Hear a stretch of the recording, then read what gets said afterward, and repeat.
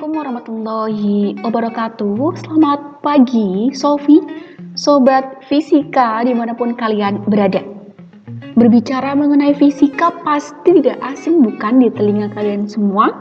Nah, sebelumnya kita perkenalan terlebih dahulu. Saya di sini Afwani Alfamani, mahasiswa pendidikan fisika Universitas PGRI Semarang. Alamat Jalan Irigasi Utara Mangkangkulon RT 02 RW 03 Kaden 1 Kota Semarang. Email @afwanialfa11@gmail.com. Nomor HP 089536687684. Oke, baik. Nah, di sini saya akan membantu sobat fisika semua untuk belajar dengan cara yang mudah tentunya, asik dan juga menyenangkan. Nah, sobat fisika, untuk pertemuan di awal saya akan bahas materi fisika kelas 10 mengenai kinematika gerak lurus. Oke, pada bab kali ini yaitu kinematika gerak lurus. Yang pertama ada jarak dan perpindahannya. Kedua, kelajuan dan kecepatan. Dan yang ketiga yang nantinya akan kita bahas di sini yaitu kelajuan rata-rata dan kecepatan rata-rata. Untuk tujuan pembelajaran, yang pertama, menguasai konsep gerak, jarak, dan perpindahan. Dua, menguasai konsep kelajuan dan juga kecepatan. Tiga, memahami konsep kelajuan rata-rata dan kecepatan rata-rata serta penerapannya. 4. Menguasai konsep kecepatan. Oke, baik. Nah, di sini ada contoh mengenai kinematika gerak lurus, yaitu ada dua posisi.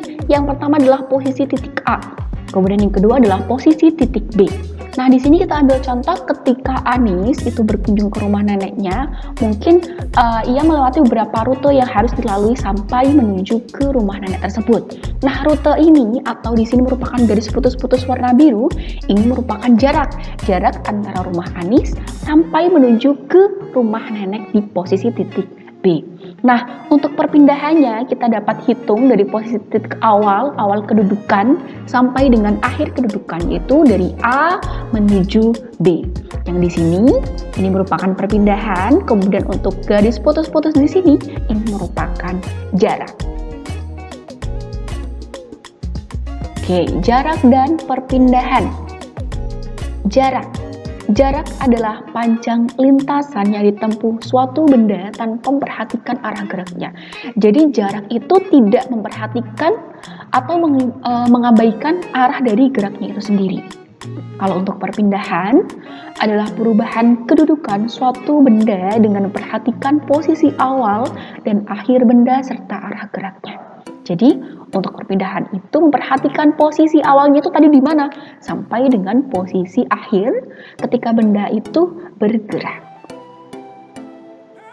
Oke, kita bisa perhatikan contoh satu ya, sama halnya dengan tadi yang telah saya sampaikan di awal.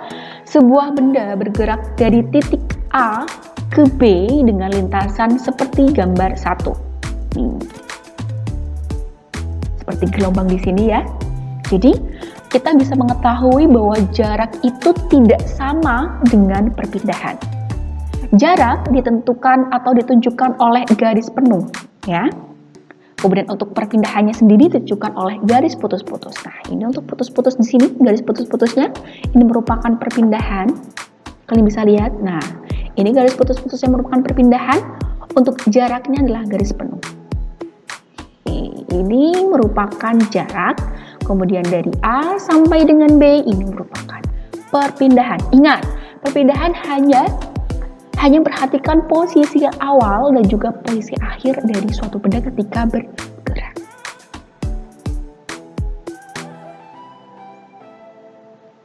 Oke, seperti halnya contoh berikut, di mana Andi mengendarai sebuah mobil bergerak posisi A sampai dengan posisi B sejauh 10 meter.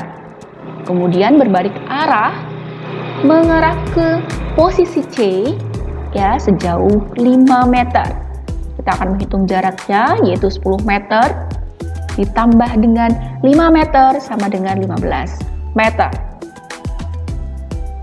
Oke, semua jarak dihitung. Jadi ketika Andi ini mengendarai sebuah mobil, jaraknya dari posisi awal sampai menuju posisi akhir pun ya itu dihitung berapa meter, seperti itu. Untuk perpindahannya ya, berarti A sampai menuju C saja. Maka dari itu 10 meter kita kurangi dengan 5 meter ya, sama dengan 5 meter. Untuk perpindahan, kita hanya perhatikan kedudukan awal dan juga akhir. Kelajuan. Oke, selanjutnya adalah kelajuan. Kelajuan merupakan jarak tempuh suatu benda tiap satuan waktu. V ya, rumusannya adalah D per T. Di mana untuk V merupakan kelajuan, ingat satuannya adalah meter per sekon, D jarak tempuh satuannya adalah meter, dan T merupakan waktu tempuh satuannya sekon. Kecepatan. Oke, kecepatan merupakan perpindahan suatu benda tiap satuan waktu. Kalau tadi jarak tempuh suatu benda tiap satuan waktu untuk kelajuan, kalau kecepatan sendiri merupakan perpindahan suatu benda tiap satuan waktu. V vektor sama dengan S vektor per T vektor. Keterangannya untuk V vektor yaitu kecepatan meter per sekon, S vektor perpindahan, dan T merupakan waktu tempuh. Baik, selanjutnya adalah contoh soal. Seseorang melakukan perjalanan dengan lintasan. Jika selang waktu S ke R adalah 2 jam, maka kelajuan dan kecepatan orang tersebut adalah, kalian bisa perhatikan gambar di sini, S, Q, dan juga R. S menuju R, ini adalah menempuh selang waktu yaitu 2 jam. Untuk posisi S sampai dengan G, ini adalah 6 km. Untuk Q sampai menuju dengan R, ini memiliki jarak tempuh yaitu 8 km. Yang ditanya apa? Kelajuan dan juga kecepatan orang tersebut adalah berapa? Kita bisa menggunakan persamaan dari contoh rumus Pythagoras. Nanti kita akan perhatikan sendiri, kita sesuaikan dengan gambar yang telah tadi dipaparkan di slideshow. Oke, untuk pembahasan ya, kita ketahui terlebih dahulu yang pertama SQ 6 km, QR 8 km, TSS atau waktu selang jarak tempuh tadi yaitu sekitar 2 jam. Ditanya V dan juga V vektor. Untuk solusi, mula-mula tentukan jarak dan juga perpindahan dari benda. Jarak atau disimbolkan dengan D, SQ ditambah dengan QR yaitu 6 ditambah 8 sama dengan 14 km. Perpindahan S vektor sama dengan akar 6 kuadrat ditambah 8 kuadrat sama dengan akar 36 ditambah 64 sama dengan akar 100 sama dengan 10 km. Dengan demikian diperoleh untuk kelajuan, kita masukkan dalam rumus tadi bahwa V sama dengan D per T, 14 dibagi dengan 2 sama dengan 7 km per jam. Untuk kecepatan sendiri, V vektor S vektor per T vektor sama dengan 10 per 2 sama dengan 5 km per jam. Oke, kemudian kelajuan dari rata-rata. Kelajuan rata-rata merupakan hasil bagi antara jarak yang ditempuh benda dan waktu tempuhnya. V sama dengan S per T. Jadi nanti ada S1, kemudian S2. Jikalau nanti untuk waktunya sendiri itu berselang, T-nya juga berselang, atau jaraknya juga berselang, seperti itu. Keterangan untuk V yaitu kelajuan rata-rata, S adalah jarak tempuhnya, dan T adalah waktu. Kecepatan rata-rata. Kecepatan rata-rata merupakan hasil bagi antara perpindahan yang dialami benda dan selang waktunya. Rumusnya adalah V vektor sama dengan delta S vektor per delta T. Delta ini merupakan menunjukkan adanya perubahan ya, perubahan entah itu jarak ataupun perubahan dari waktu, seperti itu. V-nya adalah kecepatan rata-rata, delta S adalah perpindahan, dan delta T merupakan selang waktu.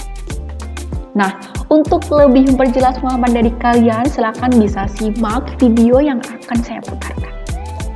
Selamat menyaksikan. Dalam suatu kendaraan, nilai kelajuannya selalu bisa dilihat pada speedometer. Nilai ini tidak pernah tetap. Kita bisa menentukan kelajuan pada waktu tertentu yang disebut dengan kelajuan sesaat. Kelajuan sesaat adalah nilai dari kecepatan sesaat. Kelajuan sesaat berlaku untuk nilai delta T yang mendekati 0. Konsepnya, kelajuan sesaat adalah nilai kelajuan dalam kurun waktu yang sangat pendek. Ini adalah penulisannya secara matematis. Oke, itu merupakan sedikit cuplikan video untuk lebih memperjelas pemahaman dan juga peningkatan untuk kesesuaian kalian semua mempelajari materi fisika pada pagi hari ini mengenai bab kinematika gerak lurus. Oke, di sini ada mini quiz. Mungkinkah nilai kecepatan rata-rata suatu benda itu sama dengan kelajuan rata-ratanya? Mungkin nggak ya? Ketika kita belajar jarak dan juga perpindahan, kecepatan dan juga kelajuan rata-rata, mungkin nggak ya nilai dari kecepatan rata-rata suatu benda itu sama dengan kelajuan rata-ratanya?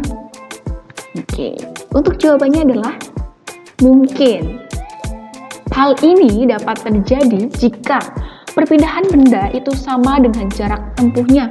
Artinya, benda itu selalu bergerak dalam satu arah saja, tidak berbelok ataupun berbalik. Jadi jawabannya adalah mungkin gitu. Oke, cukup sekian dan terima kasih untuk sobat fisika semuanya di sini yang telah melihat video pembelajaran pada pagi hari ini. Untuk masukan, kemudian saran, dan ataupun pertanyaan, silakan kalian bisa tulis di kolom komentar di bawah ini. Sampai jumpa di video selanjutnya. Dah.